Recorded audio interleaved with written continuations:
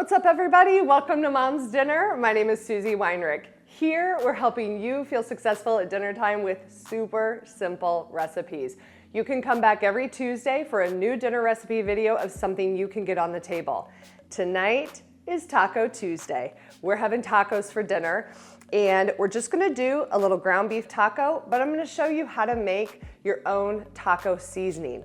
We're gonna add a little tomato paste, a little bit of water, and it's gonna be just like you used one of those yummy little packets from the grocery store, but you don't need it. You just need to open up your spice cabinet with all the basic spices that you have in there, and it's gonna be delicious. So stick around today, we're making tacos for dinner. To a small bowl, you want to add 1 teaspoon of chili powder, 1 teaspoon of cumin, half a teaspoon of onion powder, and half a teaspoon of garlic powder, half a teaspoon of dried oregano, and I always like to kind of crush it in the palm of my hand. With those dried herbs, it releases its oils and makes it a little bit more flavorful. Then you need 3/4 teaspoon of kosher salt, 1/4 teaspoon of black pepper, a dash of red pepper flakes, and 1/4 teaspoon of smoked paprika.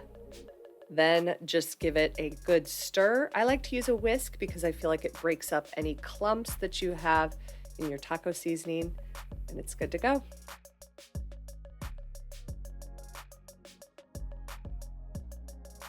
And that's it. That is perfect homemade taco seasoning. Just enough for 1 pound of ground beef. You could also use this on chicken, would work well too, or a shredded pork or a shredded beef.